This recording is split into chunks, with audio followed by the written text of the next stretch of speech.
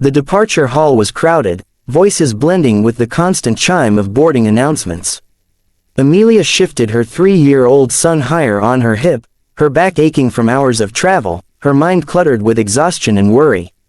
Her flight had been delayed again, and she wondered how much longer she could keep her son entertained before he melted into tears. She was used to juggling 1,000 little crises, but today, surrounded by strangers with expensive luggage, stylish suits, and bright futures, she felt painfully small. Her life hadn't turned out the way she once dreamed. At 29, Amelia was a single mother working 2 jobs just to make rent. The man who had promised her forever had walked away the moment responsibility arrived, leaving her to raise Ethan alone. There were days she felt strong, but most days she felt invisible, as if her existence had been reduced to survival. As she crouched down to adjust Ethan's sneakers, her eyes caught a figure across the terminal. For a second, she thought her tired mind was playing tricks on her. The tall man in the tailored navy suit, speaking into his phone with authority, couldn't possibly be who she thought it was. But when he turned, her breath caught. It was Noah Bennett, her Noah, the boy who had once held her hand under the summer stars, the boy who kissed her for the first time by the lake, the boy who promised to love her forever before life tore them apart. Her pulse quickened as memories rushed back. They had been inseparable in high school, dreaming of college together, of traveling the world. But Noah had received a scholarship across the country, and Amelia's family troubles had tied her to their small hometown. They had promised to keep in touch, but time, distance, and painful choices had carved a canyon between them. She hadn't seen him in 10 years. Now, here he was, older, sharper, more polished. And she had never looked so different from the girl he once knew. Her hair was unwashed, her clothes cheap, her eyes tired. She wanted to disappear before he noticed her. But fate, as if mocking her, had other plans. Amelia, the sound of his voice made her heart stumble. She straightened slowly, clutching Ethan's hand, forcing a smile. Noah, hi. For a moment, they just looked at each other. His expression softened, his eyes searching her face as though trying to piece together the years. Then his gaze dropped to Ethan, who peeked curiously from behind her leg. "And who is this little guy?" Noah asked gently, crouching down. "This is Ethan," she said, her voice quieter now. "My son." There was a flicker in his eyes, surprise, then something warmer, softer. He smiled at Ethan, who shyly returned the smile.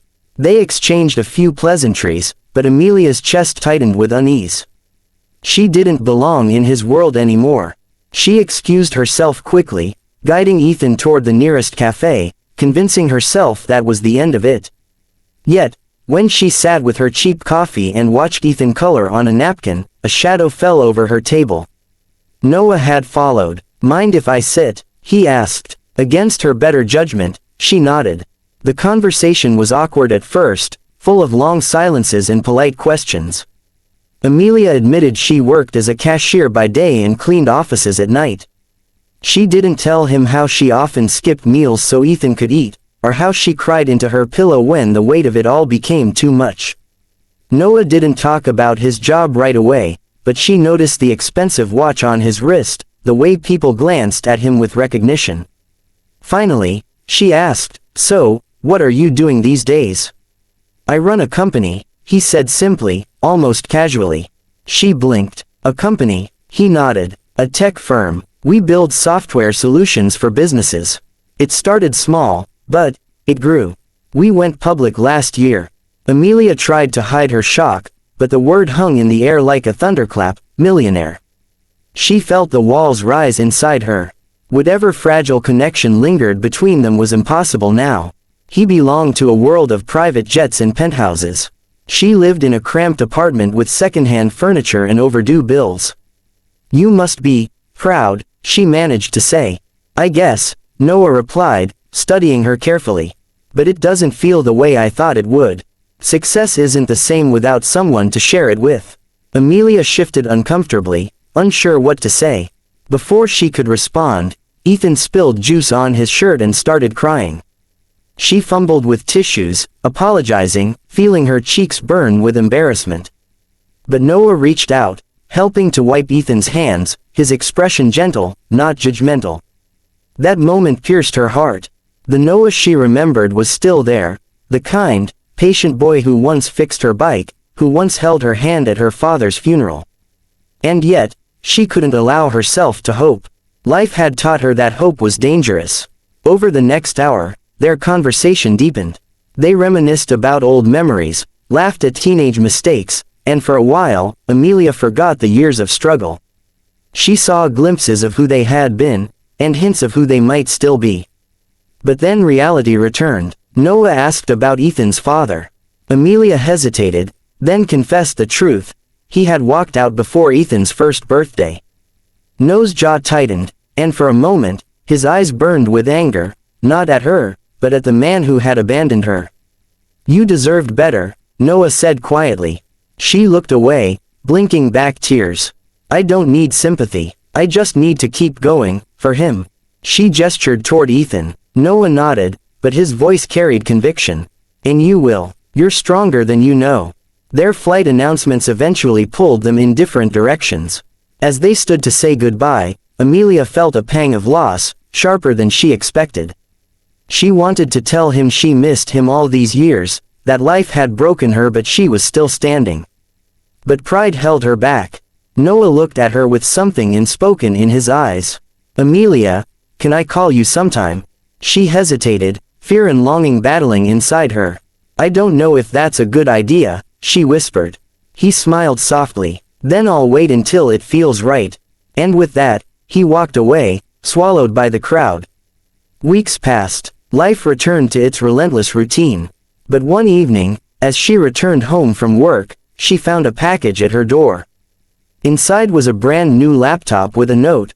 "For Ethan, to dream big, and for his mom, who taught me what resilience really means, Noah." Tears streamed down her face as she hugged the gift to her chest. She hadn't asked for help, but somehow, Noah had found a way to remind her she wasn't invisible. From then on, they stayed in touch, calls, texts, occasional visits. At first, Amelia kept her guard up, afraid of relying on anyone again. But Noah was patient. He didn't try to swoop in and rescue her. Instead, he stood beside her, encouraging her, reminding her of her worth. Slowly, she began to believe it too. The challenges were real. Amelia wrestled with her insecurities, convinced she wasn't good enough for the successful man he had become. Noah struggled with the guilt of time lost, with balancing his demanding career and personal life. But together, they confronted those fears. When Ethan fell sick one winter night and Amelia had no car to get him to the hospital, Noah was the one who arrived within minutes, carrying Ethan in his arms as though he were his own child. That night changed something inside her. She realized Noah wasn't just her past, he could be her future. Years later, Amelia would look back at that chance encounter in the airport and marvel at how life had come full circle. The struggling single mom who once felt invisible had found not only love but also partnership, respect, and the courage to dream again. Noah had all the wealth in the world, but Amelia gave him what money couldn't buy, a family, a home filled with laughter and love. And together, they built something far greater than success. They built a life worth living. Message: life has a way of surprising us when we least expect it. Even in the hardest seasons, love, hope, and second chances can appear when we're brave enough to open our hearts again.